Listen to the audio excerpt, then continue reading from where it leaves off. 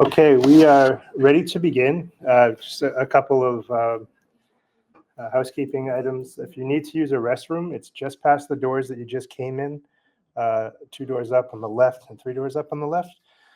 So feel free to use that if you wish. We do have a number of people participating online. The reason I'm running two screens is one is for moderating where questions can come into me, and one is for sharing the slides and the video of me. So they can see what you can see here, and I can see a bar where they can drop questions in through multilingual avenues. And so I'll do my best to tell you what I'm doing as I go, in case you're wondering. And really tonight's platform is about listening and trying to gather more information, the wants and wishes of community, questions you have about budget process or budget itself. We found that last year, later in the process, we did a town hall, and it felt like a lot of people were pleased with some clarifications and opportunity to ask questions, share concerns they had, personal beliefs, personal wants, and I think it's a really important part of the process. And so we have offered this kind of platform tonight. It's also open to other organizations at other times. We're willing to go sit with political party groups or community partners. We've already done some of that. We hope to do more of it as the process goes. So if you do talk to someone about tonight and they say, well, I wish I was there, or I wish he or they would come sit with a particular group or organization, please reach out to us. If we can make it happen, we will. We want to provide plenty of opportunities for input, feedback, or what have you. We do have a few folks in the back here that will help grab some notes. We do have a few school committee members here too. But really trying to be as open book as we can. And if we don't have the answer, we're going to get it back out to you. One thing I would say is we're going to track your questions, not back to you, but so that we could put frequently asked questions together and share them. Because I think if someone here or online is asking the question, it's valuable to share whatever we can for answers. So if you're looking to find a spot to go back to questions that were asked, we'll post those on our homepage for lewistonpublicschools.org. Okay. I do have slides to guide the conversation, but it's really just to get things moving. So we're hopeful that people can feel comfortable just asking questions. I'm going to try to hit the right button on the right screen here. So much of this I already shared. But last year, our budget was voted on 3 times, and we want to make sure that we're including your voices and everybody online in other spaces, so that we can put forth a budget that is hopefully more reflective of something that people can support. I live in Lewiston. I pay property taxes as a Lewiston resident, so I understand the ask of Lewiston residents for supporting our schools. And we're also making a push wherever we can with state officials to ensure that we're getting as much as we can through other means of taxes. I'm not blind to that, but through state subsidy or federal means to try to limit what we can on our local tax base.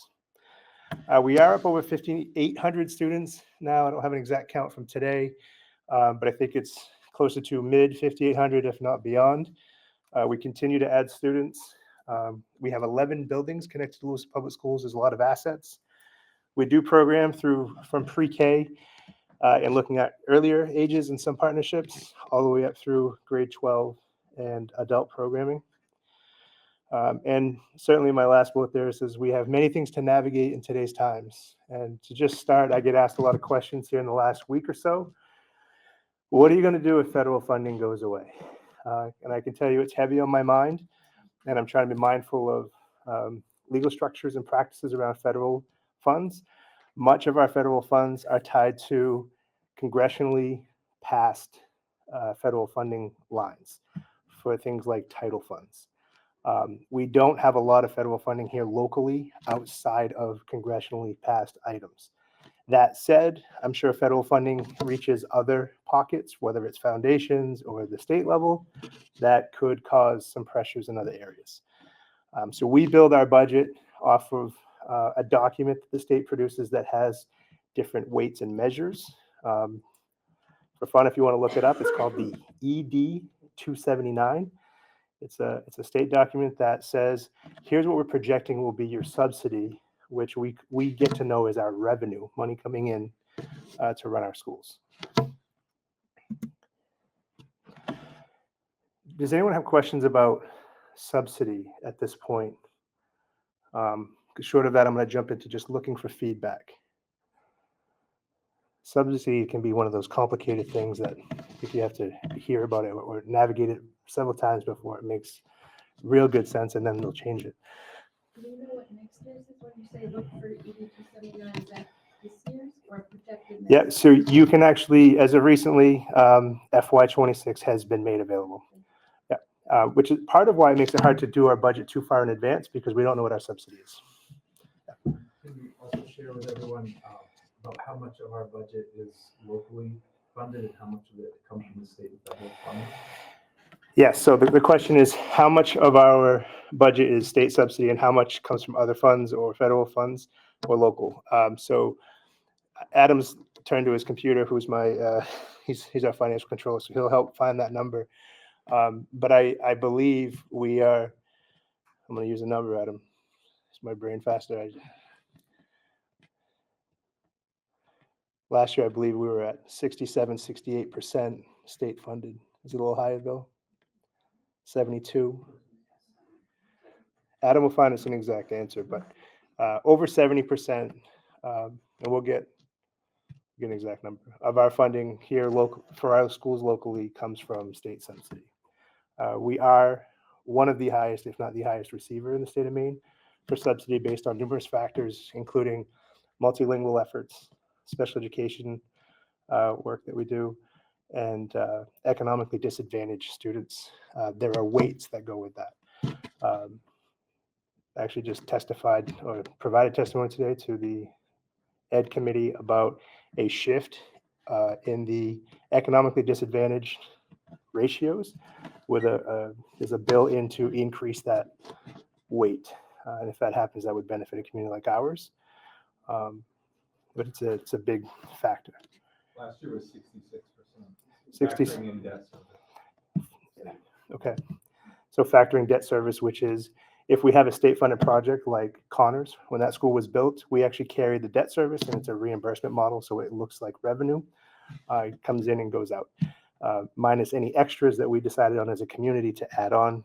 That debt service piece is something that we own. So you said 66, 67%. I felt pretty good about my number, but I was. Sometimes the numbers stick and then you're just way off, so it's tricky.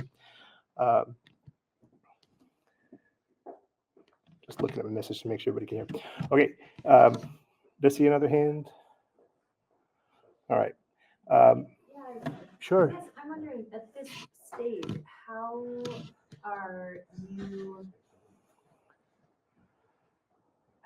are you thinking about approaching the whole subsidy budgeting process differently than last year? Yep. Since last year's budget was such a challenge. Yeah. Community to swallow. Yeah. So, and I just want to repeat your question so that folks online can hear. So the question is, how are we going with the budget differently this year, knowing that last year between subsidy and process faced a lot of challenges? The first thing I would say, we're using a zero budget approach. So we're looking at, and people have been asking about organizational charts. We have all of that coming next week as we start our process, but looking at what positions do we have that exist and which ones do we have to have. We did some of that over the last couple of years. And I'm going to say this with a caveat, but over the last couple of years, 2 years specifically, we've added some positions in areas to support our special ed effort to have more kids stay home and be home instead of having them go to schools outside of Lewiston. So we've added some positions in those areas to help with programs we've come to know as CLIMB, which are some high need students that are, that program's going quite well. We'll do a whole workshop on just that. That's the model. I have a slide on here to talk about building that capacity so that we can deflect cost in the future because of how much we spend on sending our kids elsewhere, transportation, tuition, what have you. So we look really carefully at that place and how much we added there. But we also are looking at the fact that 2 years ago, we cut 61 positions. they were largely vacant. Some of them felt like duplications. This was kind of like, hey, we're coming out of COVID, we're not filling these positions. In a hard ask for our community, they shouldn't be in our budget unless we can fill them, or we can't operate without them hoping to be filled.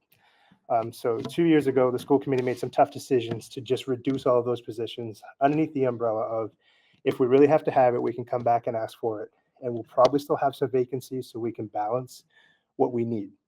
And very little of that needed to happen, mostly because the labor market it was so low that you couldn't fill an open position if you wanted to.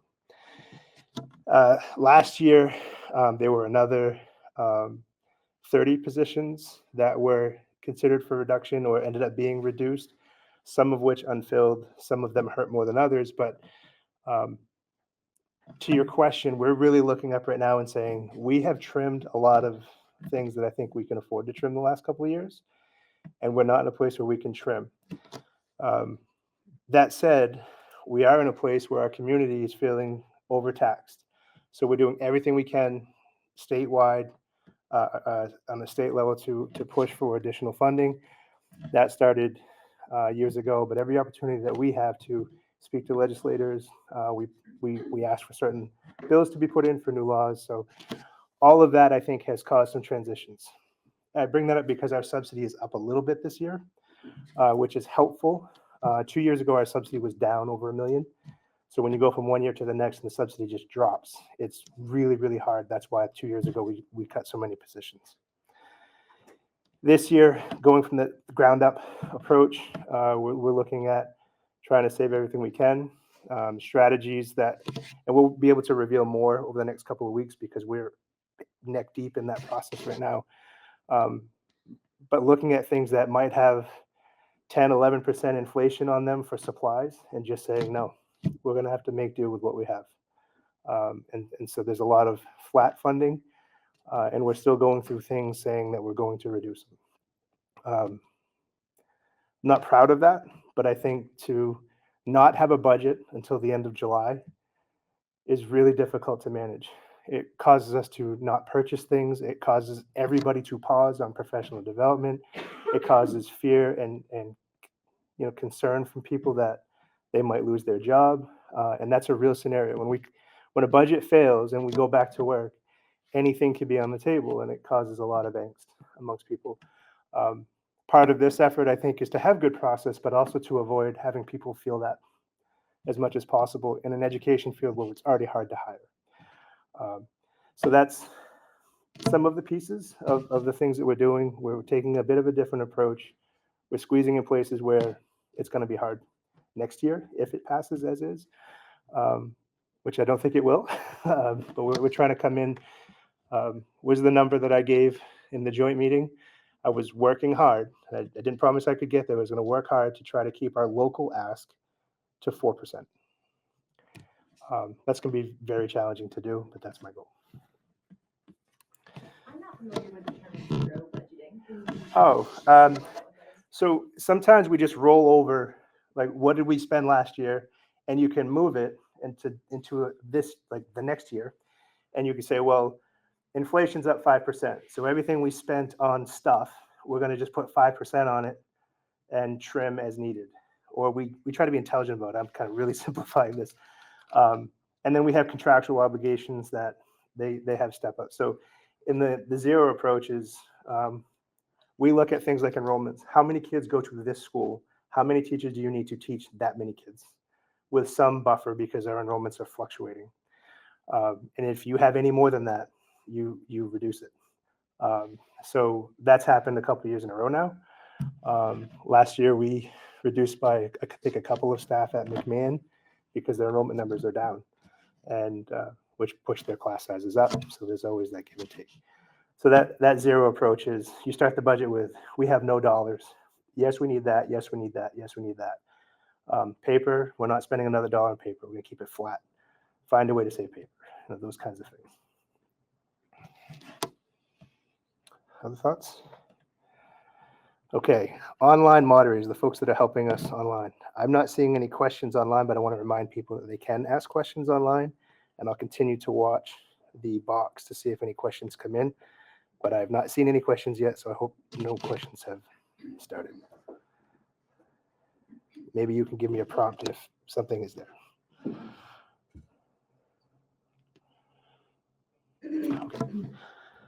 So using the questions as a starter, but really conversational, can go anywhere you want. Ask a question about a detail that you think is out there, or a rumor you heard. You can ask questions for someone else, anything you like.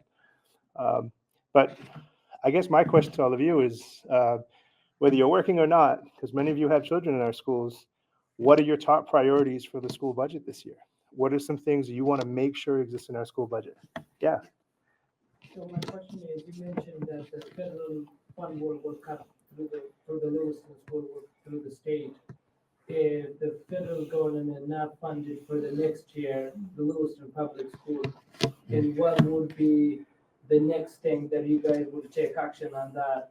So do you think you guys will be able to cover through the state in the town that money? Or what's the preparation? My question is, if So just to repeat the question for those online, the question is, what will you do if federal funds are cut? And the really unpleasant answer is we'll have to reduce by whatever's cut. Much of our federal funding is used for things like additional supports for reading, math, and really having interventions for kids that are struggling. The title funds are designated for those kinds of things, but things that could be impacted if we have a reduction in federal funding, which is a little different than local. So I want to build a context too. Federal funding has specific rules. So when we receive the funding, we get a pledge of how much funding we're going to get. We have to tell them how we're going to spend it, and they need to approve it as part of a plan and prior approval process. So Title I funds can only be used for certain things. Title II funds can only be used for certain things. And we also get Title III and Title IV at lesser amounts. The key to the federal funds is there are some positions in there. If those are reduced federally, we won't be able to sustain them unless our community decides to take them on as additional costs. So if federal funds are reduced, which I don't anticipate that they will at the moment, and I say that with great caution. I don't think any of us can say with certainty, but the title funds are enacted by Congress. The budget is in place, my understanding, at least for the next fiscal year, around title funds there. But the budget could be impacted. The dissemination process could be disrupted. And ultimately, I think if certain steps happen at the federal level, those funds could be shifted. If that happens, we are not equipped. We do not have any excess in our budget to take it on. It will be reduced. Things that could be impacted include those specific personnel, after-school programming, summer programming,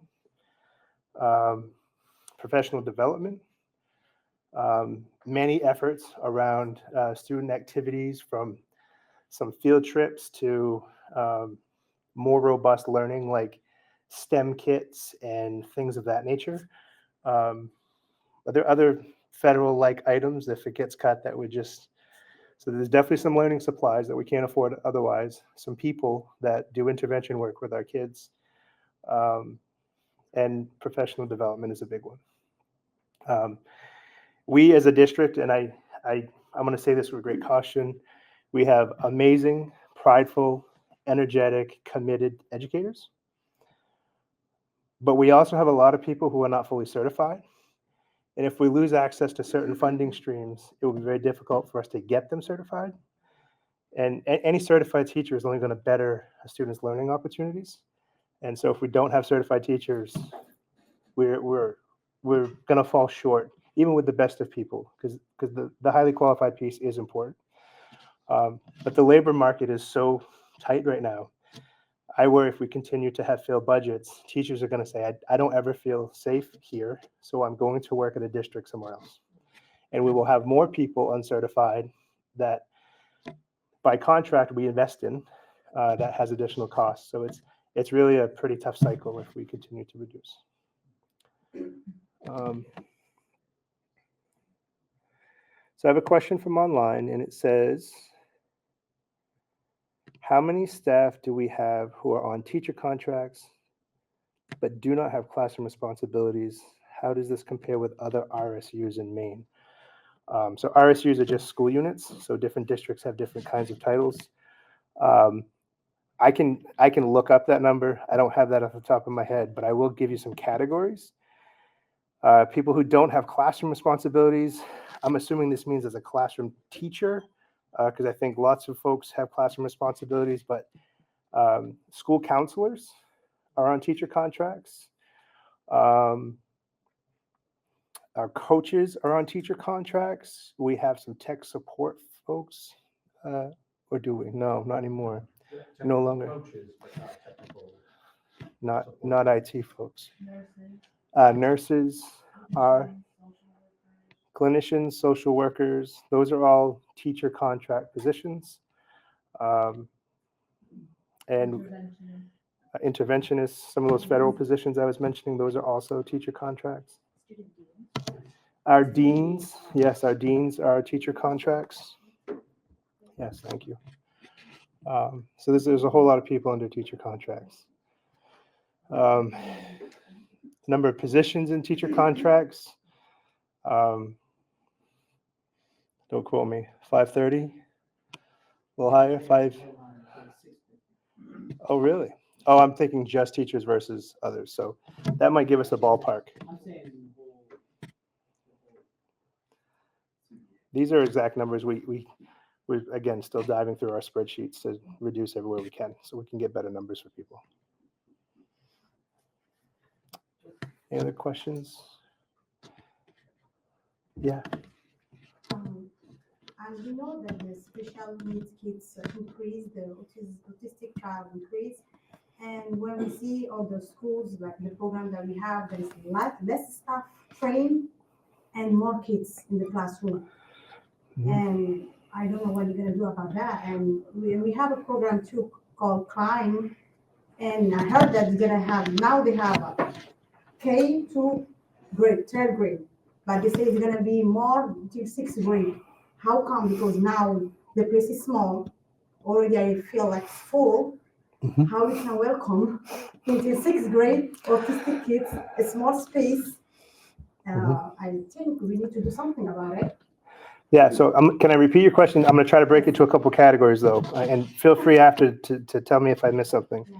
But the question is, how will we provide for the high number of special needs students that we have with a growing level of need while we struggle to have enough staff and enough space to accommodate them? And one example that was used was in our Climb program that lives in a wing and a modular at McMahon Elementary School. That's new this year. That's part of that multi-year effort that I could talk more about. But they're already out of space, and they serve kids that are, I'm going to use the term very young, to grade 3. And we're looking to expand that because what we spend to have those kids go elsewhere in the millions is money that we can deflect if we have those kids at home. And I say deflect because you can't do that without staffing, without physical plant space, without the ability to service the areas from custodians, nutrition, all of those things. When you're bringing all these kids back, there's an influx. So if you add 100 people to a family gathering, you need more food, you need more bathroom, you need all these things. So when I say deflect costs, it costs far more to send them elsewhere. I also believe that it's better for them to be at home. But yes, we're out of space, or close to. We do think we can add a little more there, but we might have to adjust some facilities. I know Mr. Grant's already in conversations about an additional bathroom being added at McMahon, even though we added one over the summer, what we could, and try to get that done early in the school year so it wasn't too disruptive. Couple other factors. Could we fill a small building with special programs that would save us a lot of money? The answer is yes. We don't have that building, not ready to go, but it's something that I think many people know. We've purchased last year 287 Main Street, which is over near the Shriners, across from Central Maine Healthcare. That building needs work. I'm estimating somewhere between $12 and $20 million worth of work. And so we are reaching out to congressional level delegates, private funders. We're trying to find ways to fund renovations there without asking for local dollars. We have put in the Lewiston Capital Improvement Fund proposal, some money to start that project in the hopes that one of the two will align. But I feel a little trapped as superintendent that we can't do nothing, because if our enrollments continue to grow like they have the last 2 years, we will have to have additional space just for regular school. Our schools are very full right now. So we continue to do that work.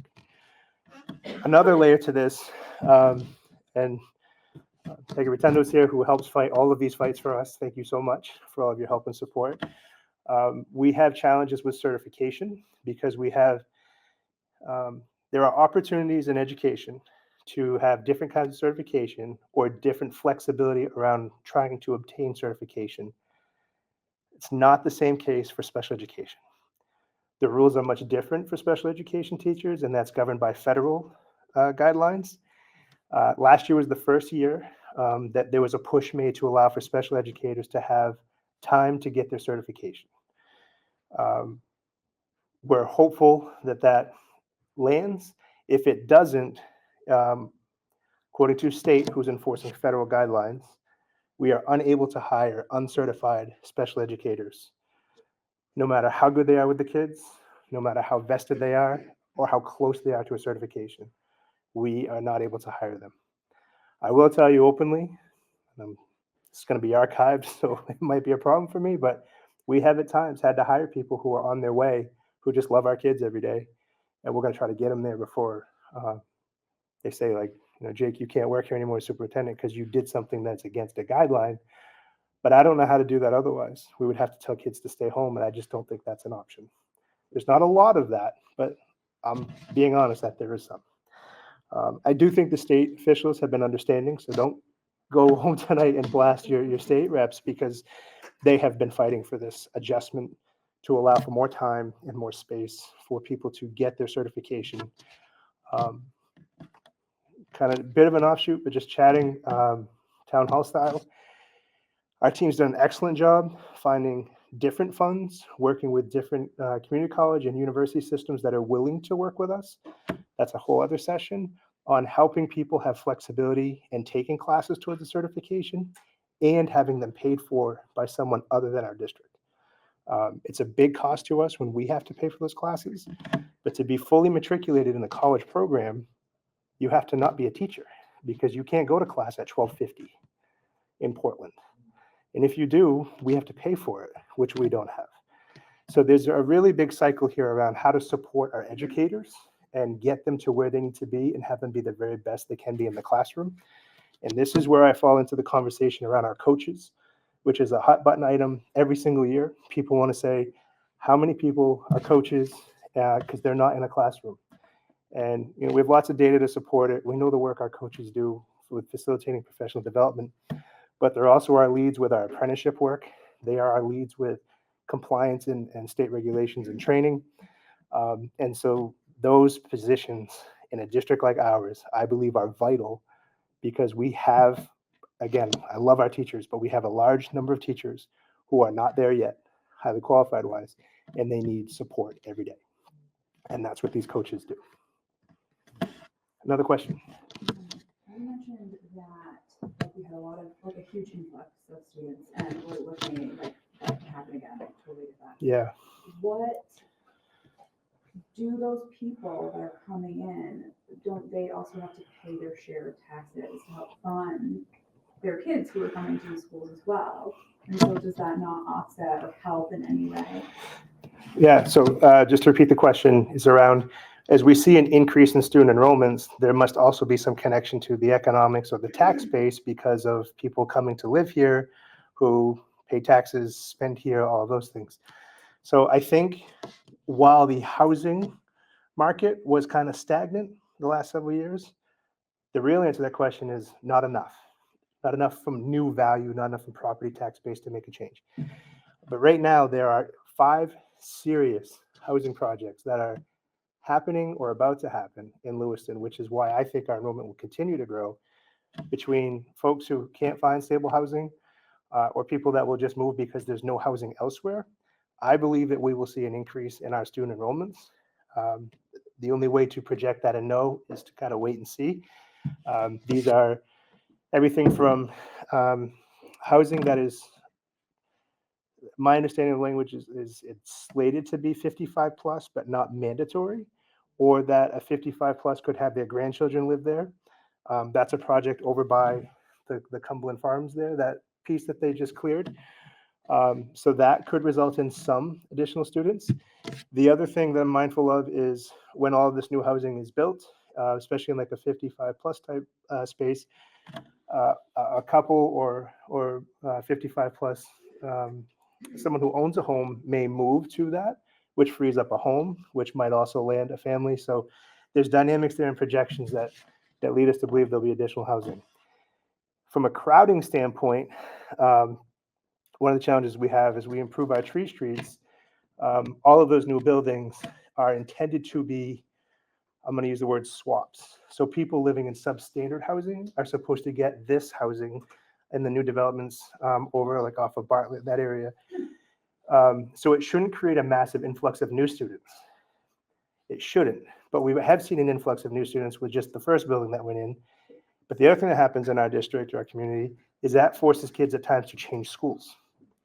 So that's another dynamic. So you have a kid in transition, a different bus stop or a bus run, a teacher taking on new kids, a school enrollment that's already full getting bigger. So right now we have this crazy spider web of trying to keep kids in their school, which is complicating bus runs, but we're doing our best to do it. And as you know, bus runs are still things that we have to cancel.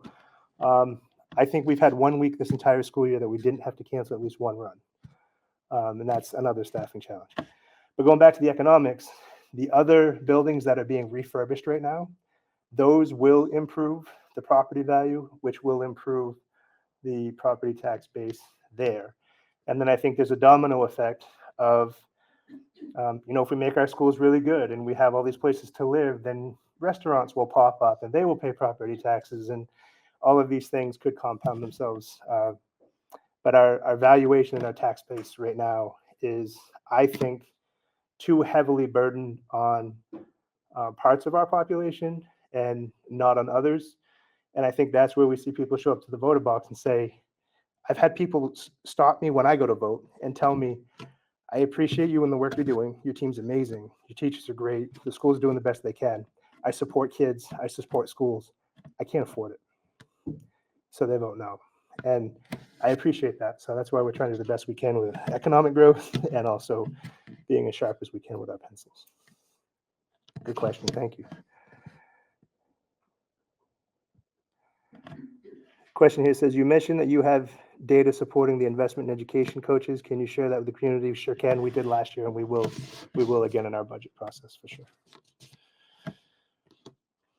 I'm just Sure. curious, related in terms of the population growth, can you give us a percentage or a number? So we saw the 5,800 student enrollment earlier. I'm just curious what that growth has been. Yeah. So the question's about how much growth have we had in the last couple of years, and I'm going to reach the crowd to my left, but I want to say about 260 new students in the last couple of years. That's a number we follow really closely because of our classroom sizes. So when you reduce all these teachers and then you have all these new enrollments going up, you have this divergent situation of you have more kids in a class and less people to teach them. So from budget constraints and then growth and enrollment, it presents some real challenges. Yep. You want an update from the state? Updates, sure, yeah. Okay. Just wanted to share a few things. Hi, everybody. I'm Heidi Rotundo, and I have the honor of representing Lewiston and Statesman.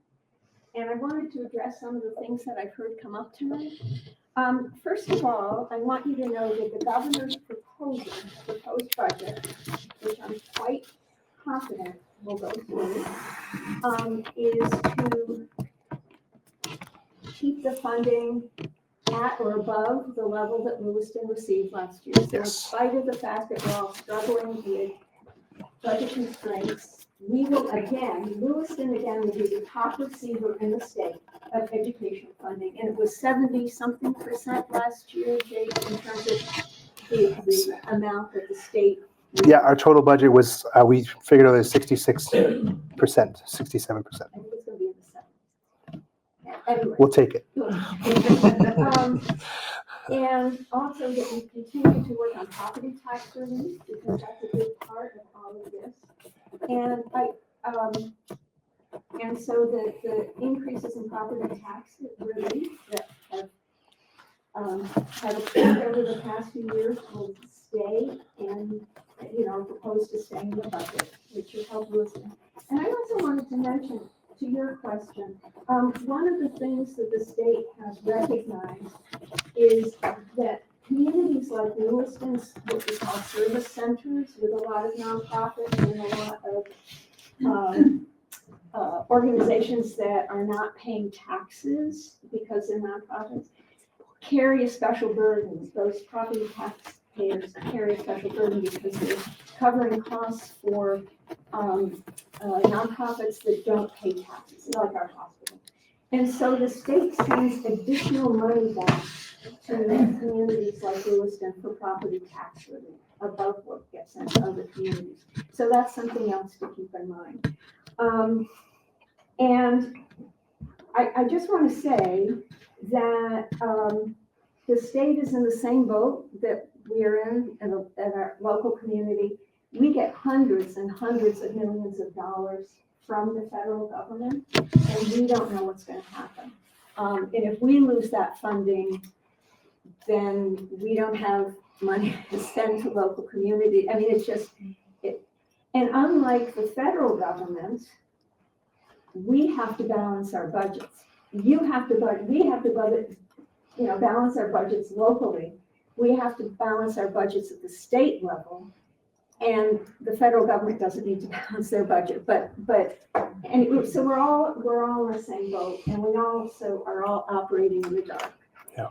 Not knowing what's coming from Washington, what's not coming from Washington. So we are just, in Augusta, we are proceeding with a budget that, is looking at, the funding for the schools and keeping our promise to the schools and keeping our promise to property taxpayers. And, keeping our fingers crossed that we'll be able to get over the finish line with budget. We're just, continuing, as you are here, with the schools, to be responsible and to govern responsibly and to go forward, hoping that we won't face huge cuts from Washington. But I just wanted to share that. Jake and the school committee have been wonderful partners, and I really see that we are all in this together. We all have the same goals in terms of education and our children. And we will continue, all of us, to work together as partners to make sure that our children and our community have what they need. So thank you. And I also chair the budget committee. I will make sure Lewiston is again the top receiver. Thank you so much. So I'm going to do a brief recap because there were some folks on the video format that couldn't hear all of that. But just to recap, maybe you can correct me if I miss a piece. That was Senator Peggy Rotundo, who was sharing just some work that's happening at the state, but the proposed budget from the governor includes an increase to Lewiston from a subsidy perspective. There's also a significant effort to maintain property tax relief in that budget so that it's there to stay. There are some concerns about the federal dollars because that could impact the state. And unlike the federal government, the state has to balance their budget just like we do. And so that could present challenges. And a lot of people are operating off of some unknowns and in a bit of the dark. But I think I said prior, but I'll echo, you've been very supportive to Lewiston from a legislative perspective and allocation perspective. And we thank you very much for all of your hard work. Did I capture? Yes. Okay. All right. Jump back to the screen because I have a new question here that says, is there a turnover issue that is adding to our costs, and is it more pronounced at certain schools and not others? I don't think that we're seeing a ton more turnover than some other schools. I think I'm more concerned about the number of folks we have that are continuing to work on their certifications, and that work is in process. But the cost of people not staying with us, you think of onboarding, orientation, changes in insurance, there's certainly some cost to that. So I think the effort to maintain our folks here and support them here is critically important to helping with turnover. We're also finding that once people are here and working with our kids, they love them and they want to be here. So I think that's helped. For many years, we had some significant turnover problems in Lewiston, and I think that has gotten better. Still want to see it improve, but it's gotten better. Yeah. It looks like you missed the question before the bullet words on the screen. Oh, that was just, can the person speaking come closer? No, before the bullet words, there was an additional question.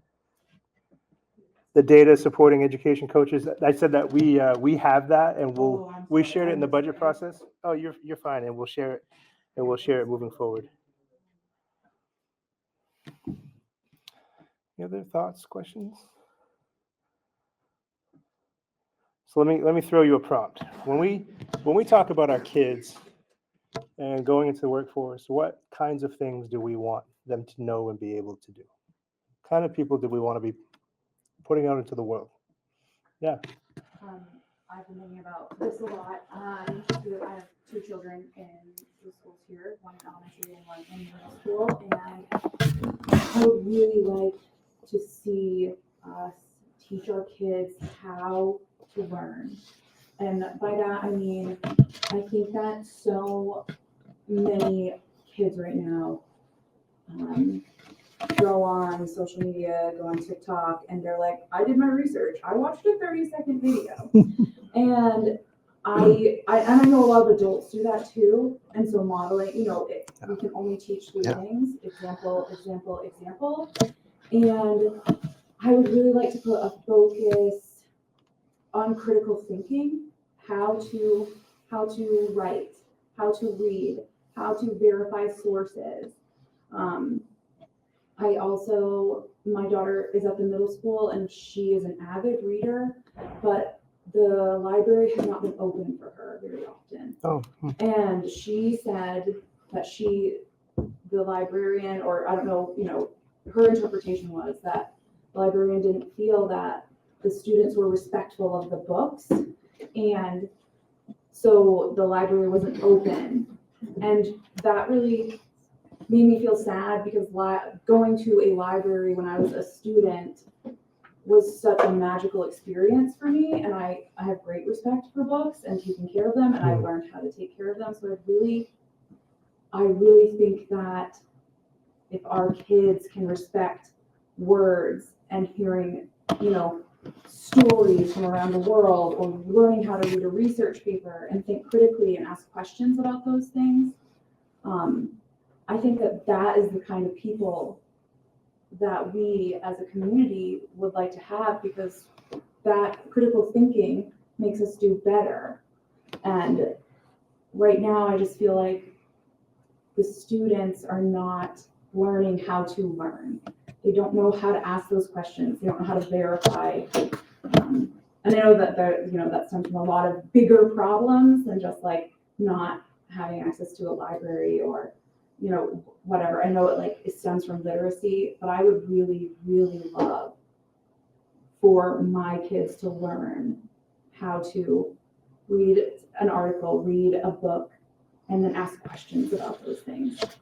So, Yeah, I'm going to try to recap that for people online. I think you make excellent points. And also, I can look into the library thing. That's not something I'm aware of, but I can certainly look into that.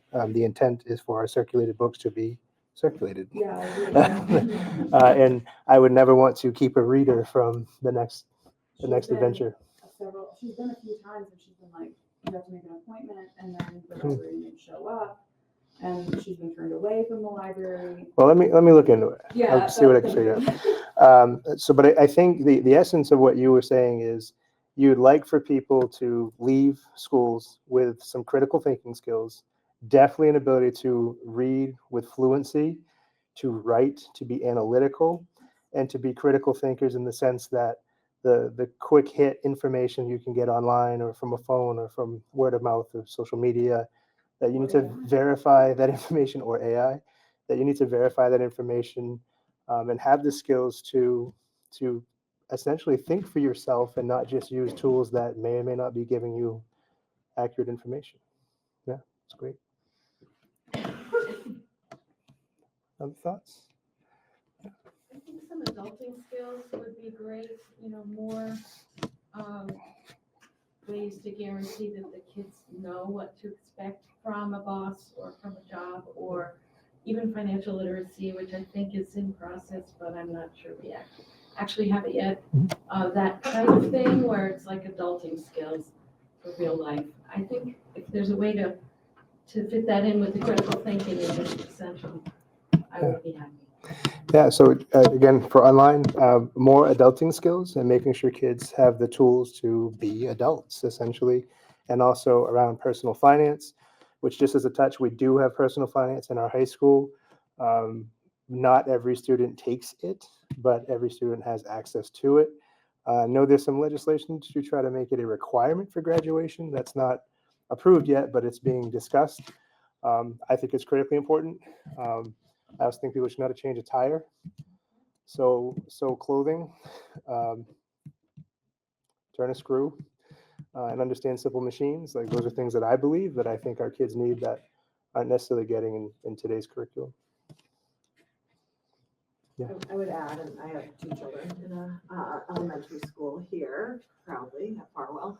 And I think they're receiving this. I think we do this well, and I would just love to see us celebrate it more, but it's the students collaborating with one another and truly interacting across difference, and I mean difference in all senses of it.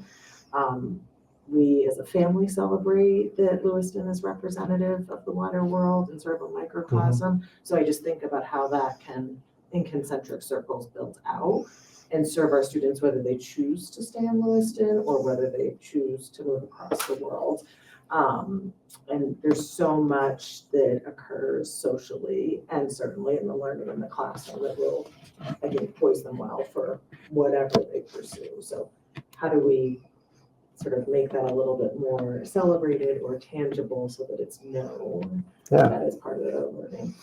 Yeah, so just to recap, I would say kudos or to celebrate some of the learning activities that are happening in our schools and looking for ways to continue to have crossover, use my own word, mentoring, different ages, different contexts of all walks of life, kids working with each other, and building those connections with everyone around them and looking for ways to continue to grow that outward into other spaces, no matter where people land in the world. I think it's critically important. One effort I'll share with you that is, not in the budget necessarily. We've started a process in our schools known as houses. I think this might be part of what you're referring to. So the houses are multi-grade and they have mentorship components to them.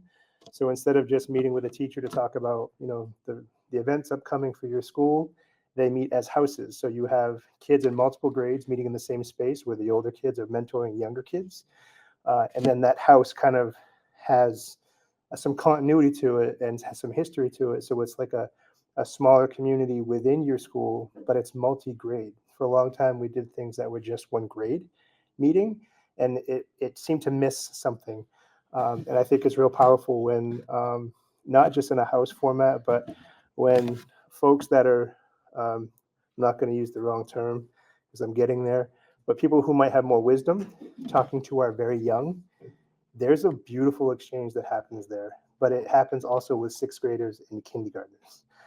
There's actually a really fun one right now connected to SEL at Farwell where kindergartners are teaching 6th graders about different emotions they're feeling, how to address them.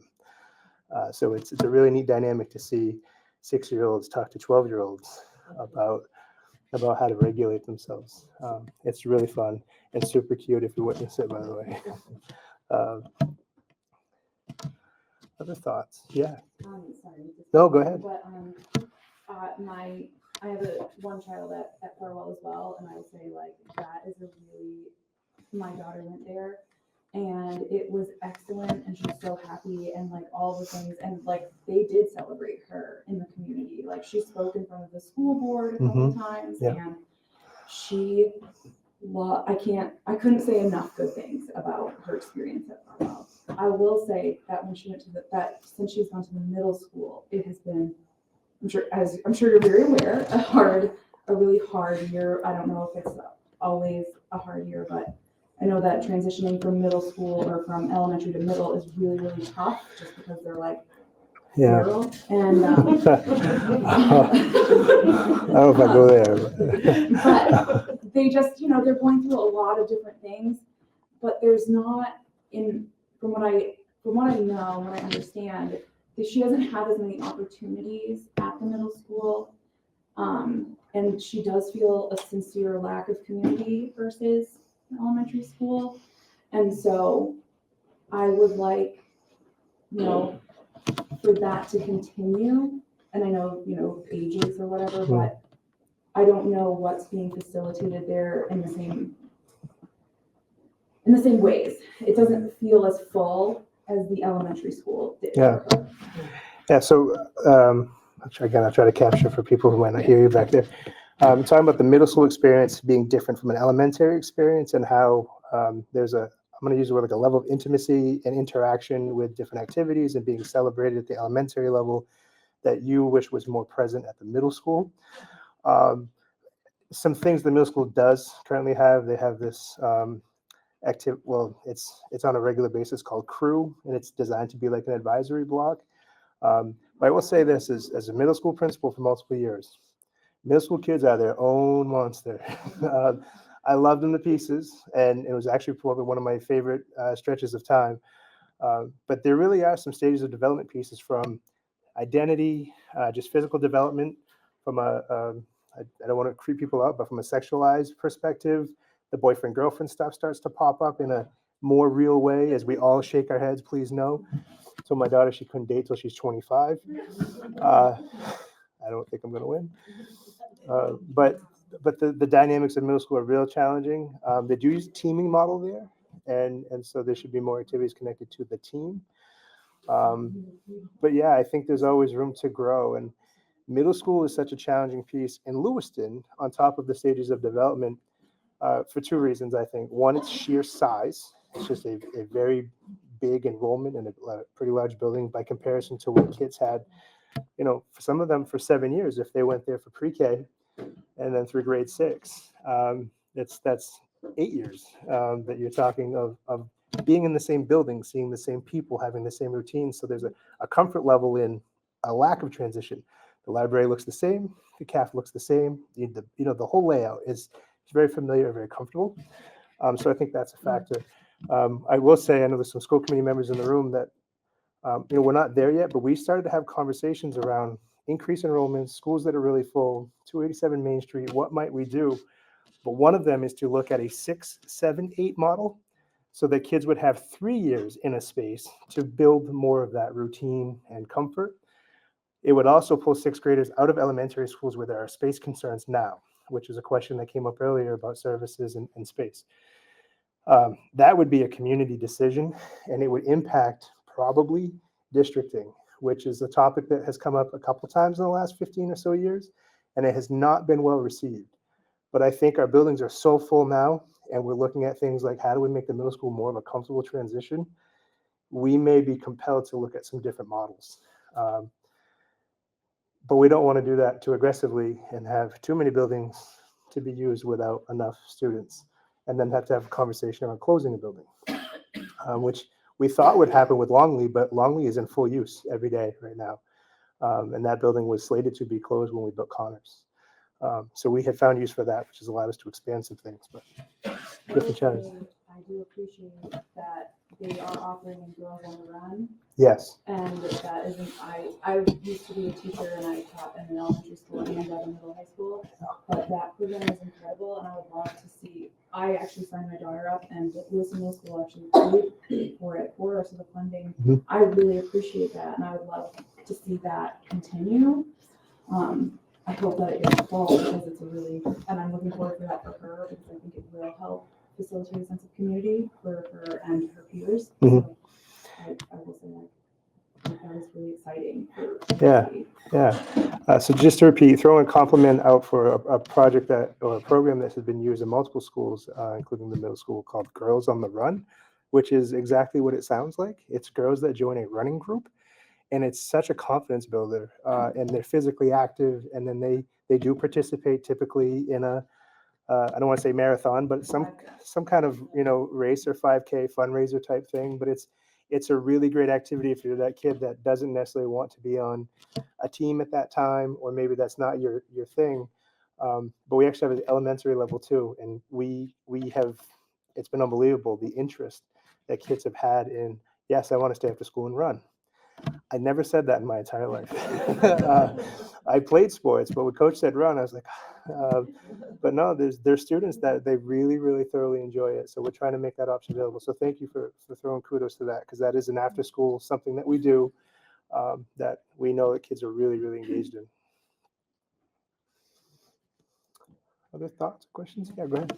I'm interested to see the school board do some type of research into like modernizing the like graduation requirements. And what I mean by that is like requiring 3 years of math at this day and age when everything is automated by computers. Like I'm a math teacher, so I understand all of the important skills that are taught through a math class, like all of the problem solving skills and critical thinking skills. But I think it would be more relevant for our students if they were able to learn that through a computer programming class or something like that. And I'd really like to see, I know that's kind of more of a long-term goal, just like changing the graduation requirements to be a little bit more modernized like that. Yeah, so the same was about looking at ways to modernize credits in high school so that you can pursue things that are more current with today's times. One example given was not having to take necessarily 3 years of math, but maybe you could take a year of computer programming or design, I think you said, that might equate to a math-like credit. The good news is we do some of that now. It's not perfect, and it could be better, but we are opening up some of those steps, and a lot of that lands with Principal Radke and some push from me and the team that we want to be more flexible with how kids demonstrate their learning in different ways. There's certainly still state requirements that we will abide by, but there is some room in local policy to adjust some of the requirements that we have. I do want to note, though, outside of everybody's line of sight, there's this thing called the Program of Studies from Lewiston High School, and that gets sent to every prospective college for our kids. And the schools, they have a rating system for those Program of Studies, and it helps them decide who they're going to accept or not. And if we lower certain standards, it may be perceived as such elsewhere. So we want to be really careful with making sure we streamline. And I'm not saying that this is what you said. I just want to add, if we're not careful with what we do with our programming, it could actually diminish the potential for some of our kids who are really striving to do great things, because the Program of Studies might look like they have great scores, but they did so in a structure that wasn't as high quality. Speaking for myself, I struggle when I see things like really, really high graduation rates, when I know some things that are going on to get there. We don't do that, probably to our own demise in some sense, when people say your graduation rate is really low, but our expectations have remained high. I'm seeing some nods over here. Some people might be familiar with that. But we don't deflect families to other programs. We don't lower expectations. And we're proud of that. And if that means a lower graduation rate than somebody else not too far away, then I still think we're doing the right thing for kids to prepare them for the next step in life.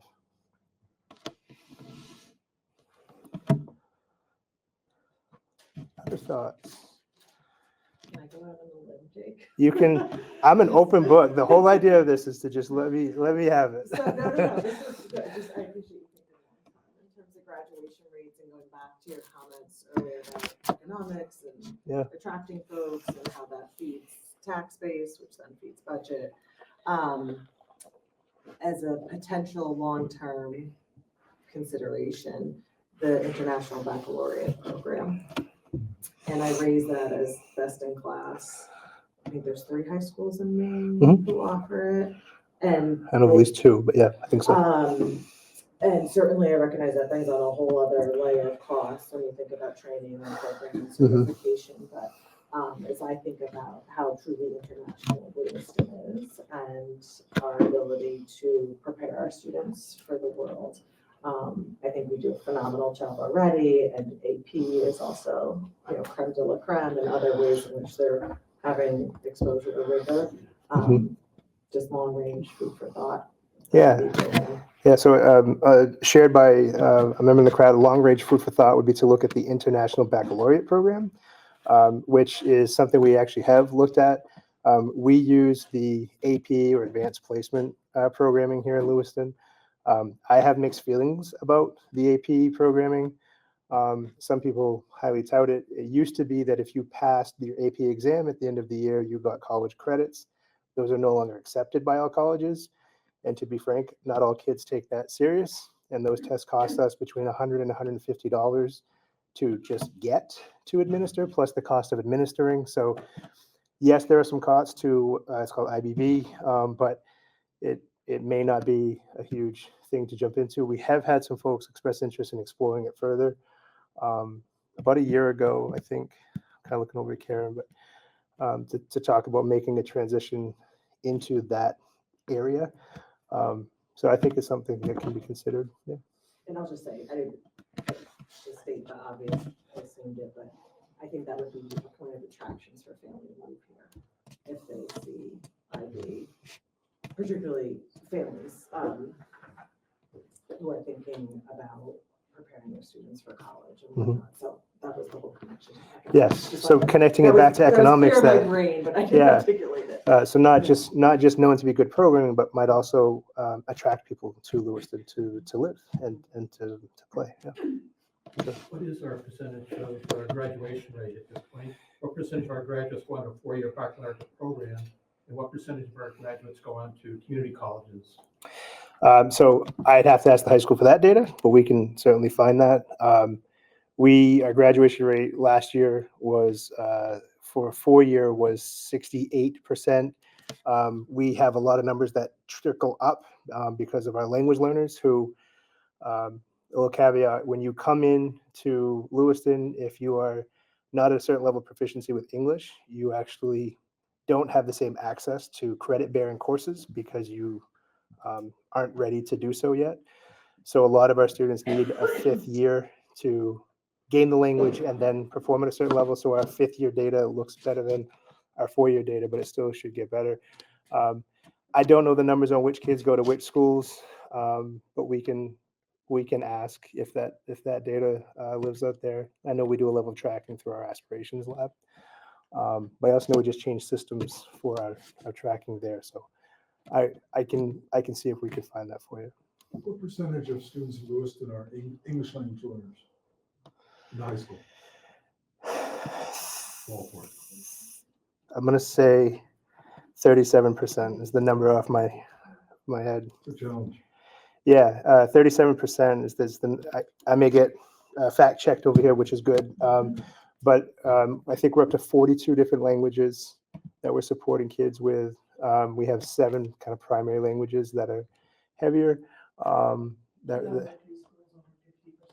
We have 2 elementary schools that are over 50% multilingual students. We're definitely over 50% as far as non-white students. So definitely some demographics there. I don't know if they find a different number. They'll let me know and I'll share it back. Yeah. I do want to kind of go back to a question that was asked before, though, about how many kids are going to community college. The answer to that question, at least in our community, is a lot. I think because for a few reasons. One is we have the Auburn campus for Central Maine Community College right next door, and the Alphon dollars have been applied there. So if you get, I think it's a C or better in a class, it's currently paid for in full, connected back to some COVID grants that were available, but I think it ends this year.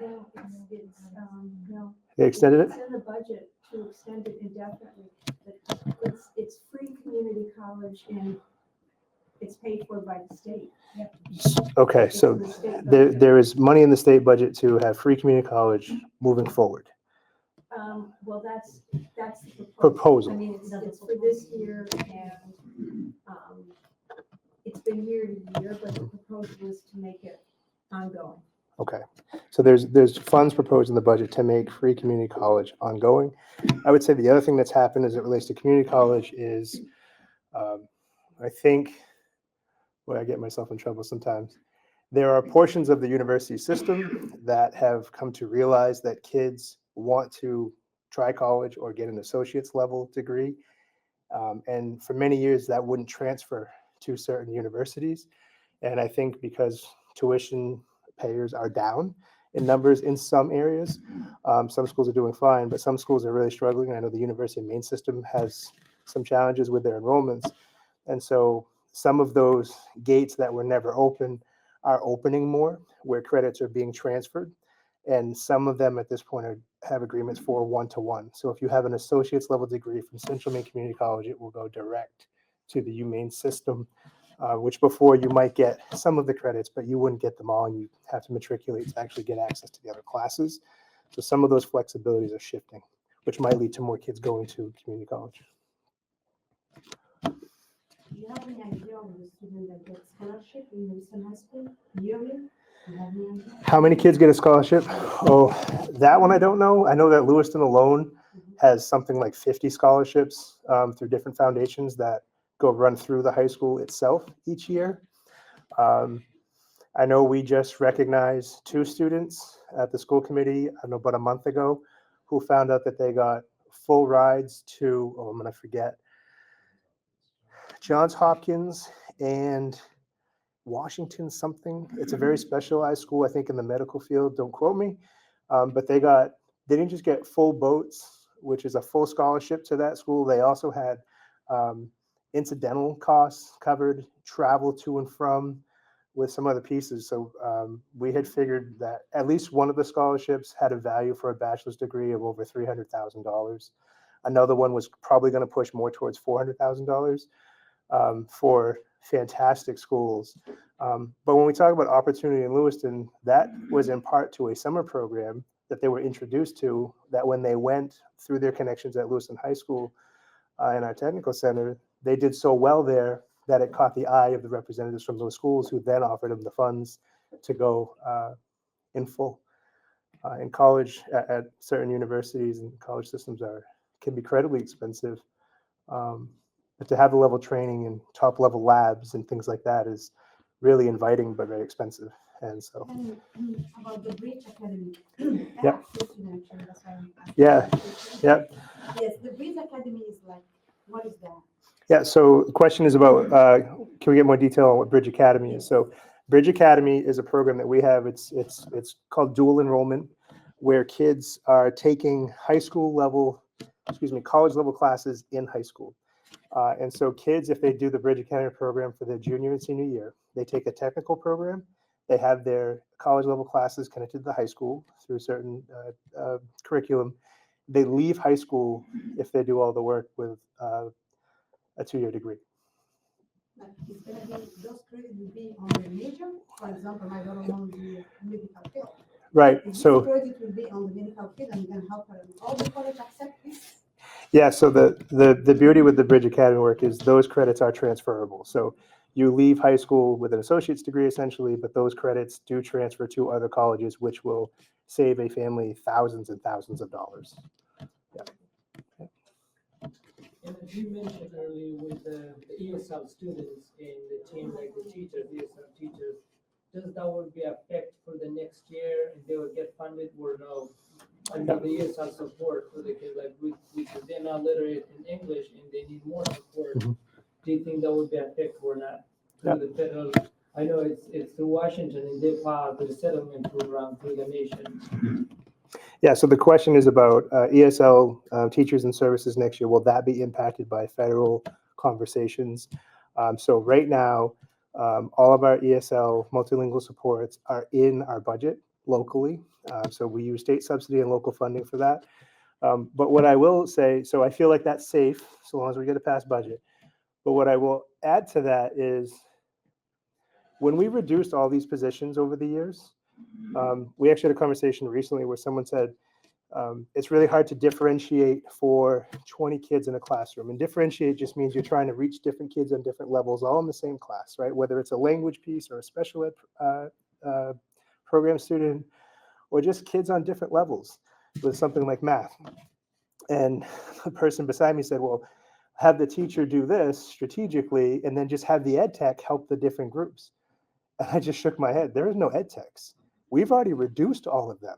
So when you have these big class sizes, whether you're talking about multilingual or something else, when we continue to reduce the budget here locally, we're also reducing those additional supports in classrooms.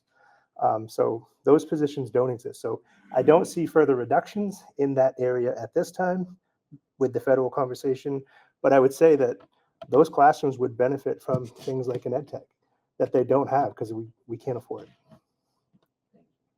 And not just in multilingual, every classroom.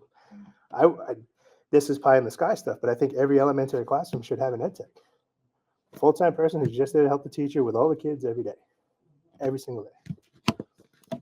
In multilingual students, like if the parents speak fluent English, even though we are not born here, our kids supposed to do ELR classes.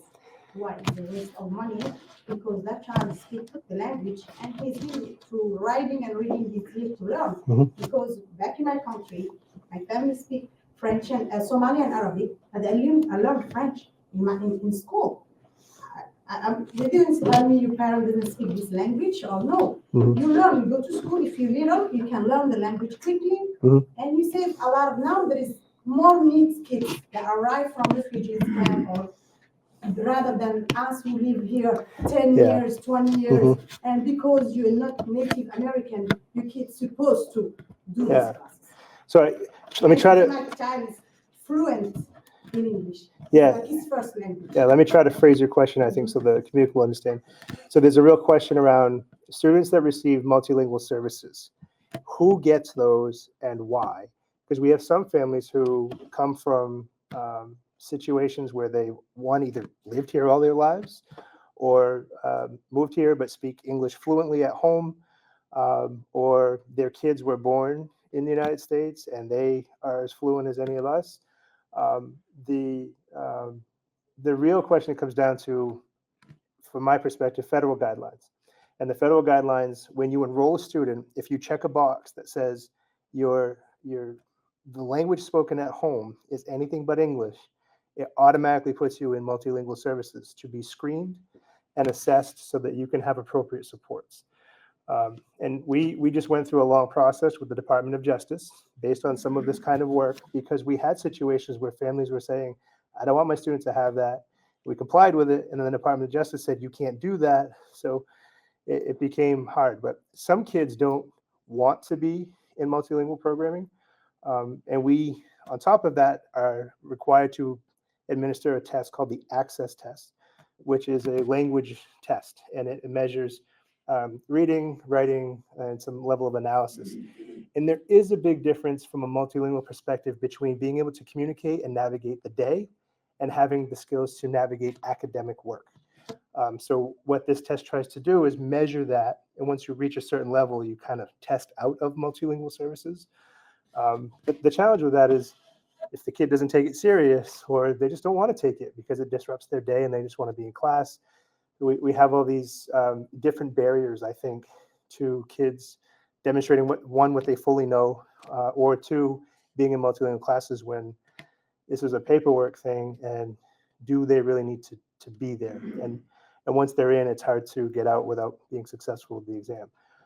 Having said that, we have seen students who can't pass the exam at times when they try, and they're not successful in academic classes. So we're in this hard spot of sometimes families don't want us to have those classes in place, but then we see kids really struggle if they're not. But to also honor that effort, we've started with a seal of biliteracy on our transcript.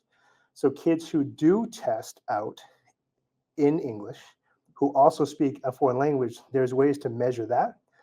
And instead of having to take additional classes, like taking Spanish or French or other classes as part of your curriculum in high school, we put a seal of biliteracy, and we recognize that you speak multiple languages because you've demonstrated that from language you speak at home, language you learned of English, and it goes on students' transcripts, and it's another plus when trying to apply for college.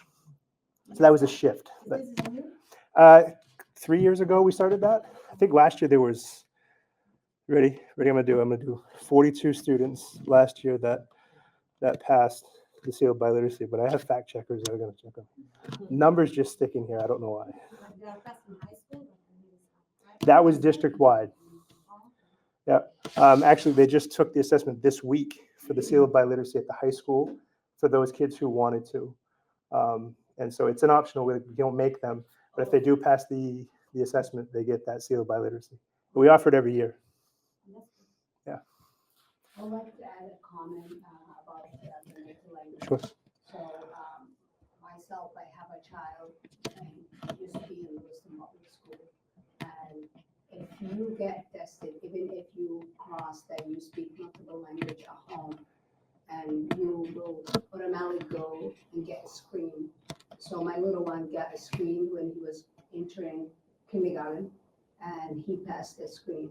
So if your child entered the screen and passed the exam, it may be labeled, but it doesn't get any services. So it's not wasting any tax dollar. Right. And so it's in the document just in case they need it. And as a reference that this child speaks multiple language at home, but will not get any services. And on top of that, the other access test and all that will still prove the child is the comprehension and the reading, it's correct, and he's in where he needs to be. And also there is a fact that a lot of our people that speak different language, we like to improve our kids and keep them in their language so they don't lose their identity and their culture. So sometimes we make it as a barrier. The more they speak fluent at home, they get interrupted by the academic part, not necessarily any other things. And then there is a third category that we'll see as stigma, that I do not want my child be an ELL or multi-language kid, so I want him to be in the regular classroom. But also you get a challenge in the classroom because he doesn't have the basic academic, and it make it harder for the student to learn, not what the family want to look like. So yes, we get labeled as a document, but if your child passes the exam, they don't waste any tax dollar, they don't get any services. Yeah. So I think great points. Thank you. I'm going to try to capture them because I don't think people hear it. We have a parent who shared a story of their student being identified as multilingual because they at the time weren't speaking English at home, but also was then screened and passed the assessment, so didn't have to have multilingual services, but had the designation. I'm going to throw in my own piece there. The reason for that designation, if a student is then struggling in school after the screener, we want to make sure they're getting appropriate supports. So that's a check and balance. But the statement I think you were making was really that these are not taxpayer dollars being wasted on kids who are able to do this work. I'm going to go a step further and say this is not taxpayer dollars are wasteful at all because of some of the good work in Augusta. We actually have state subsidy that covers substantial amounts, if not all, plus additional reimbursement if we see an influx called hardship funds. Last year, we had over $700,000 in hardship funds that came our way from a recent disbursement because of a growth in our enrollment. And all in all, I guess from a taxpayer perspective, for those listening and those in the room, our multilingual services are subsidized. It's not an additional cost it's all taxes, so I'm not naive, but it's not an additional cost to a Lewiston homeowner to pay additional property taxes because students are in language service classes. It's actually a subsidy that comes into Lewiston that helps us run all of our programs. It's hugely beneficial from a financial subsidy perspective to have multilingual services provided to our students. I just would like to, as a community member and a taxpayer, I don't think any of the money spent on English language learners is a waste of money. Agreed. All of it's valuable. And these are citizens we want in our community and we want them to be successful. So when you have to defend it, I'm sorry that you feel. No, I don't. I am glad you're here and I'm glad your children were able to benefit from what you had for them. And I'm glad that we can provide services for those who need the support to be successful too.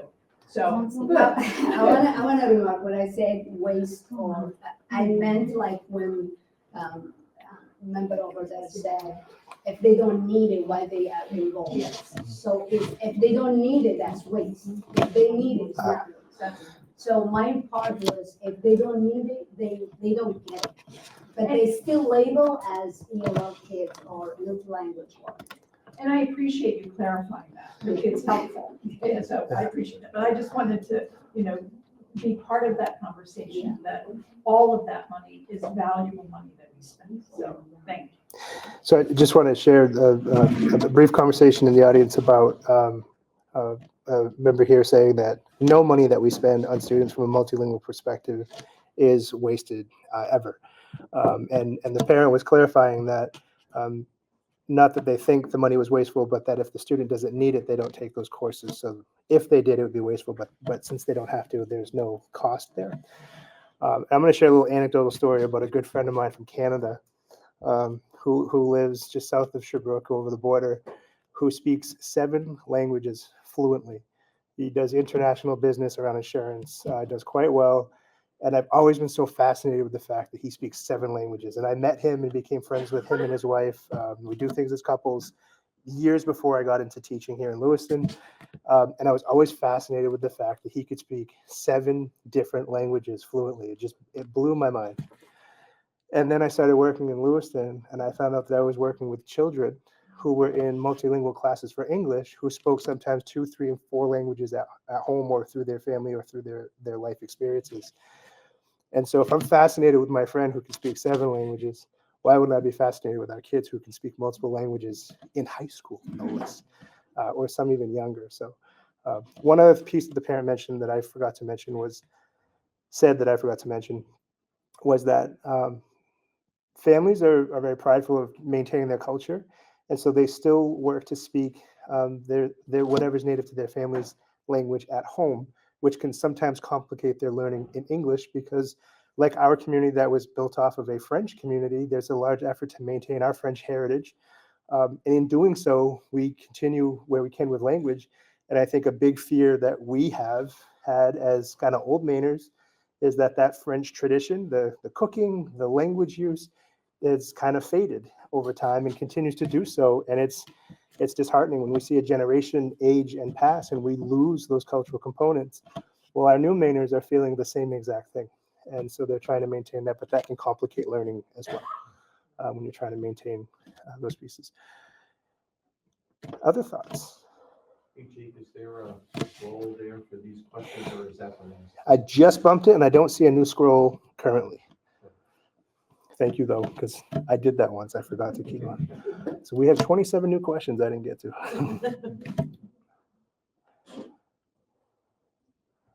Just make sure.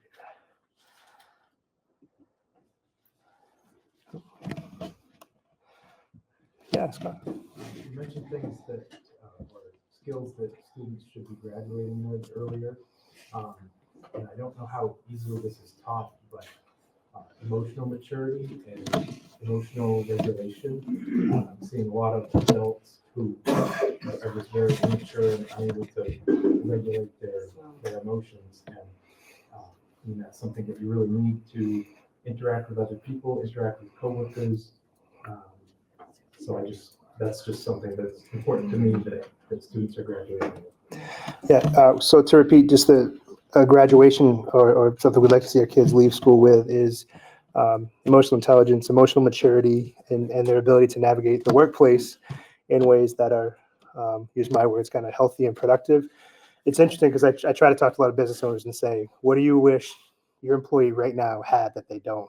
And they always say, show up on time, work hard while you're here, don't get distracted, and treat our customers well, and treat your colleagues well. And then go home and we'll see you tomorrow. It's really simple things. And I think in today's world of great divide and aggressive language and keyboard, senders, what time other than now is it more necessary for people to just kind of slow down, think about their headspace before they go blasting off another message or video or line or, I struggle to use the term keyboard warrior, but I just know everybody knows what that means. But it's really really challenging in today's times. So the ability to stay patient, stay calm, recognize where you're at so you're not explosive or dysfunctional is incredibly important. And we talk about the push on mental health, but I think sometimes mental health can be exacerbated by one's lack of tools to just go, whoa, what is going on right now, before I lash out or do something I shouldn't do. So I do believe that we have to grow those tools in all of our kids. And I think if anybody's followed me at all, the efforts of our team in Lewiston Public Schools over the last many years, I know some people have a hard time. What is social emotional learning anyway? Well, that is what social emotional learning is all about. You being able to regulate yourself, figure out where you're at, make a good decision because you've had a tool and a strategy to do that, and then move forward.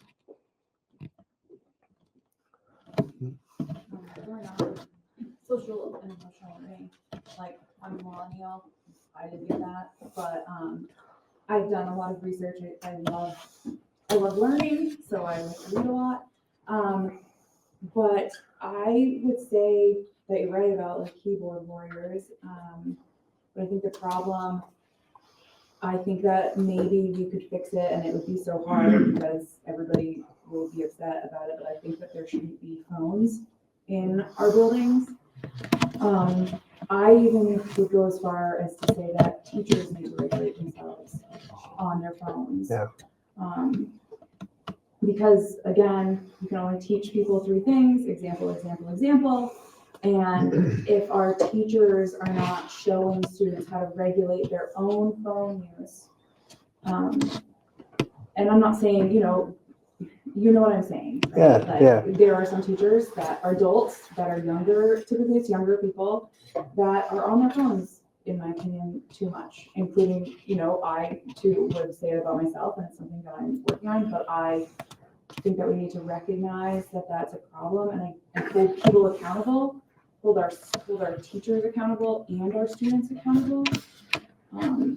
Because that, social emotional learning, when a kid looks at their phone, they're just basically like checking out of their own reality. They're doom scrolling. They're looking for something to feed that instant gratification, and feelings are hard to feel, and so they want to avoid them. And so I was looking at like specific areas of interest. Like, I think that if we want to focus on students or people going into the regular adult world, they have to learn how to talk to people face to face instead of like this on the phone. And my generation, we had, like, I did not get a laptop, and I was like the last class to not get a laptop or whatever. I was really envious of that, but now I can look back and be like, oh, that's, kind of cool. But now students don't have that, and they literally have a laptop in their pocket all the time. And my daughter has friends who brag about being on their phone 17 plus hours a day. That's insane to me, 17 hours a day. My children are not allowed to do that, and it's bad. It doesn't help them regulate. And so we are like harming them by not holding them to the expectation that they need to be present in society, because instead they're present online. Yeah. And it's not fair to us, it's not fair to our future, and it's not fair to them and their futures. Yeah. Is there a phone policy? Sorry, a couple of things just came up. Was just an example around how phones and phone use is essentially addictive and harmful, and we should look at not having them in our schools at all, including some regulations on staff, because the same issue exists and persists for everybody, not just our school age kids. I shared an example recently, but my team might get sick of me doing this because I do this all the time. But there's a psychological phenomenon that if people yawn, that other people will then yawn because they saw it happen or they heard it happen. I think it's the same for phones right now. When people see someone check their phone, they go do it. It's very contagious, very problematic on many levels. And then as a follow-up to some of that, did I capture that okay? Okay. As a follow-up to that, there's a question from the audience of what is the cell phone policy? So right now in Lewiston Public Schools, and there's some push to review this again, up through from elementary school all the way through 8th grade, you're not to have your phone out at school at all. On rare occasions, they'll allow a kid to call a parent or something to that effect, but and I think they do a pretty good job. The kids are pretty savvy, but they do a pretty good job of the phones being put away. High school, it is supposed to be, and I say supposed to be because I'm being real with you, they're supposed to only be out in passing periods or in like the cafeteria during lunches or study hall during like a break or something.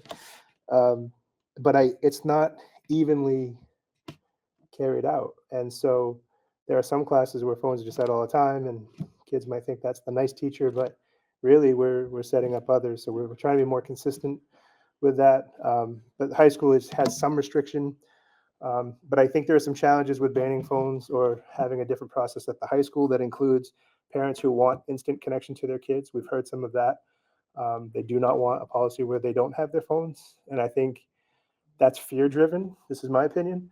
It's fear driven around some of the violence we see in our community. They want to be able to contact their kids immediately and find out what, if anything, is going on right now. But I also think that leads to some bad habits.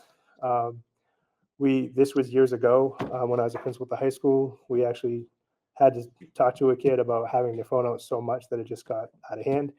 And we saw over 100 messages back and forth with mom throughout the day. And so you think about how long it takes to send a text and send a text back. We have parents texting kids, "What are you doing right now?" And kids replying back, "Nothing." And then I get a call, "My kid's doing nothing at the high school." Well, your kid's texting you on the anyway. So right now that's our policy. It's up through 8th grade, no phones out during the day, and then from 9 through 12, it has some regulations. But again, it's not as consistently implemented as I think it should be. Oh, sorry. Now let's go on the right first. I wanted to add on to that and say that like even the kids who are scrolling constantly aren't in touch with their emotions, and so you get like emotionally like stunted people. But also when you're constantly scrolling every few seconds a new video, it's hijacking your entire train of thought. So you can no longer have thoughts that last more than a few seconds at a time. And that impacts like your stamina in the classroom, and it impacts your ability to critically think about things because your brain can't think about things because you've completely hijacked it for hours and hours of your life. Yeah, at little blips at a time. So just an example shared about how cell phones can kind of hijack your thinking and your brain and your short time frames and instant gratification. Yeah. I'm wondering, well, I know that, I have a daughter in the middle school, and she's always been the person that like would typically be like your stereotypical great student, the student that a teacher would be like, if I could just clone this kid, and so she like says that her friends, like, and maybe she does too, but if she does, I don't know, but she says that she does see phones all the time. And I'm just wondering what, if any, are the consequences for holding kids accountable for not following that rule versus the kids that maybe are. Because like having your phone in your pocket or the backpack and then taking it out and then the teacher sees it, every time the teacher sees it and says nothing, that just creates chaos for the future. Yeah. So I'm going to try to summarize this, but really your question is about consistent enforcement and what are the consequences. I think consistent enforcement is absolutely an issue. And I'm a bit of a do your job person. So I get frustrated when people aren't doing their job. And I also think they're leaving their colleagues hanging out to dry who are doing their job when they're not holding the line. As far as consequences go, we do have a series of steps as it relates to phones for consequences. But if people aren't enforcing it consistently, it's not leading to the consequences that exist for those progressive components. Up to and including, we do have some kids who have to leave their phone in the main office at the middle school because of excessive use. So there are some pieces, but again, if people aren't holding the line and being consistent, it's hard to be consistent with consequences if it's not even checked. But it should be a way. I have a child at the middle school currently, and when I get a text from him, I text back, "Put your phone away." But there's a piece to that, right? That's parenting, And we talked about some things. I think some of you were at last night's event, and I know we're doing it again tomorrow with some city staff, but we talked a whole lot about just expectations as a parent, some things that you can do and you should be doing. But one of them is texting back. Get off your phone, put it away. You're not supposed to have it. Not, I'm going to message you 12 times to figure out what your after school plans are. In my house, no. You didn't bring that up the night before. It's not planned. There's no note. I didn't talk to the other parent. No, put your phone away. That's it. And I'm not trying to be a hardball, but we got to teach our kids to follow procedures and communicate well and follow the rules. And if we're not doing it as parents, as an adults, we're letting our whole community down. And I've heard you speak numerous times, so I know you believe in that and that you raise your kids that way. I'm not saying that to you or at anybody in the room, but these are things that are missing. And we're going to continue to work on communicating those kinds of things, and hopefully it will catch. No, it definitely starts at home, and I know like it shouldn't be on the teachers, right? To like monitor what's happening at home. Unfortunately, in this regard, it kind of is. And so as a teacher who has been the person holding students accountable and feeling the effects when others don't, I think that there should be more very clear expectations and very clear, like, you didn't do this, like, this is what happens the first time.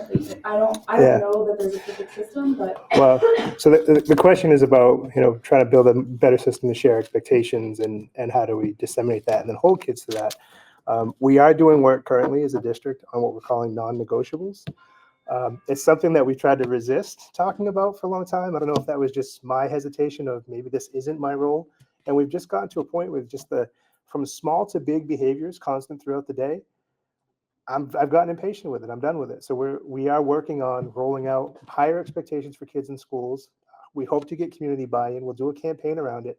But if your kid gets sent home from school for not following the rules, we want your help. We want them to build some skills before they come back. There are laws and regulations around all that, and I don't want to use school consequences to keep a kid from school. But the day that we have to clear a room because a third grader is acting wild is unacceptable. If you have to clear a room over a kid, that kid gets to go home and work on some skills, and they can come back when they've worked on some skills. We can't keep doing this. The expectations are coming back, and we're going to hold them accountable to them. But we're going to need community support because we're going to be pushing some boundaries with some laws that say, well, you can't have a kid out of school longer than a couple of days, or only if they, cause severe injury to others. I disagree. These little detail and constant behaviors are entirely unacceptable, and we have to get better.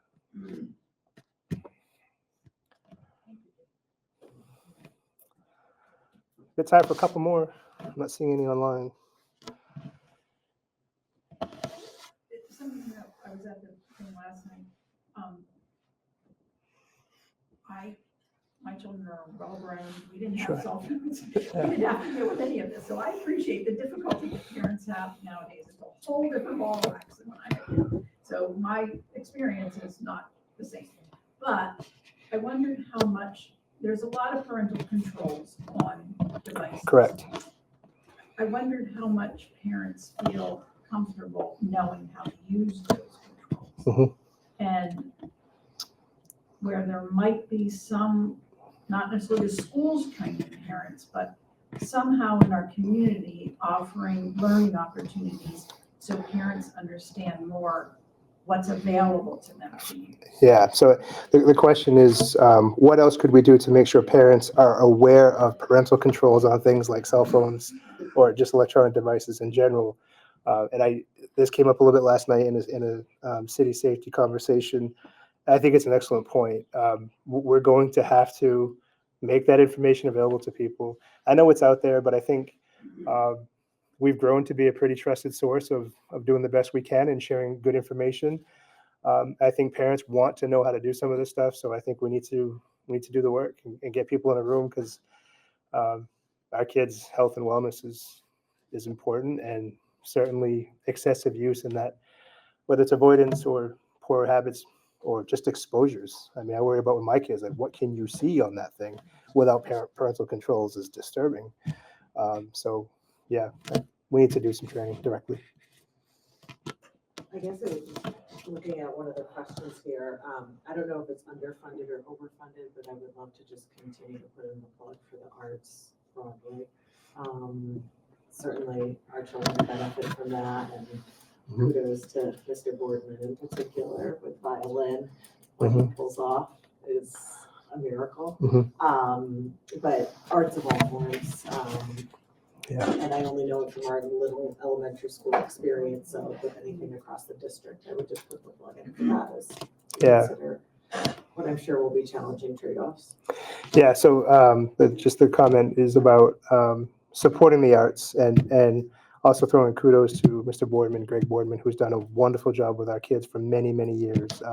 Want to keep him as long as we possibly can, and thank you, Greg, if you're watching. But yeah, just to make sure that there's funding to support the arts in our schools.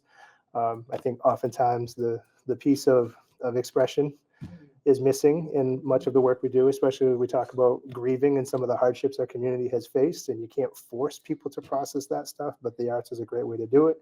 But also performing is a wonderful thing that many people really enjoy. And some people wouldn't be up here if you paid them $1 million. But we have beautiful voices and beautiful instrumentalists and so many kids that can benefit from that piece of enrichment and pursue it as a career if they wish. So yes, we will work to support the arts in our funding. Kind of a sneak peek, it'll be on the agenda coming up, but we've got a program connected to Montello around raising funds for instruments through a private organization. So more to come on that. We'll share that publicly. I wondered about community involvement in helping facilitate after-school activities. Like thinking about, I'm not a teacher, but I thought about how can I help my community, and I think that we probably have community members, like adults, who would come and share skills or teach classes. I wonder how and if we can integrate that somehow or promote it. Yeah, so the question is, how could volunteers help facilitate, whether it's enrichment, the arts, other learning opportunities, or help with, I'm assuming after school or out of school hours type things? The first thing I would say is feel free to reach out to my office anytime, or to Assistant Superintendent Karen Paquette or Sue Williams, our Teaching and Learning Executive Director, to see how we could help facilitate that. Some logistical pieces, we could probably align volunteers with an existing program or look to have a totally separate one. There might be some paperwork related things, like a background check or a volunteer form. We just want to make sure we're putting our kids with safe people, and yeah, we could do something like that for sure. I am right now. Okay. Yeah, I think more volunteers and more people involved in classrooms is good. Other things that we've said publicly includes, if you're really worried about your kids having safe passage to and from school while you're walking, talk to your neighbors and have the adults go stand out there. And you can see 30 yards that way and 30 yards that way if you're worried about your kids, and talk to a few other people and just be a presence and support our kids if you're home while they're walking to or from school. There's certainly things we could do as a community that the school doesn't have to facilitate that definitely builds community. And to me, it's a common responsibility. I know the fields have been a big conversation the last couple of years, but it's little things like, leave the space better than you found it. So even if you're there and you didn't leave a mess, you can pick up a piece of trash and get it in the trash can. Like, that's good community. And people see that, recognize that, and feel good about that. It makes a place a better place to be. Because I know I don't feel good when I watch other people litter, right? When I'm at a game and I see a kid just toss a bottle instead of putting in the trash can that might be 2 steps away from them, that is not good for community, in my opinion. Until you see the kid behind them go, "What are you doing?" and then pick it up and put it in, and you get some humanity back in it. But those are the kinds of things that we want to continue to grow and teach people these little nuggets of I don't know if they're phrases of wisdom or words of wisdom, but hopefully some of them catch on. And it's just little things that sometimes people don't realize. Years ago, I had a conversation with a student at the high school who, as I was parking, he was walking across, and I stopped. And he walked, and he just kind of looked at me like, I don't know what. It wasn't pleasant. It wasn't unpleasant. It was just like, And I was like, well, he's a high school kid, right? So I parked my vehicle, and I walked in, and I found him, and I said, did you know you can make someone's day by just waving thank you when they let you cross the street? He said, I had no idea. But that little thing, right? Like I've paused my day out of courtesy to you. You can pause your day out of courtesy and just throw me a wave, and you can mouth thank you, not say it out loud. And that kid stopped me after graduation and said it was that piece of information that stuck with him. So if you didn't learn anything in high school, he learned to wave when he crossed. But to me, it's those pieces, and that takes all of us. So I got time for one more. And if there are none, all right. Thank you everyone for coming. We really appreciate it. I'll stick around for a few minutes if you want to ask something offline. But we really appreciate it. And again, reminder, if you know of other groups that might host other groups, we really want to do this everywhere we can. The questions might become more dynamic or more pointed during the budget process, but we want to be available to answer questions wherever we can. Okay? All right. Thank you so much.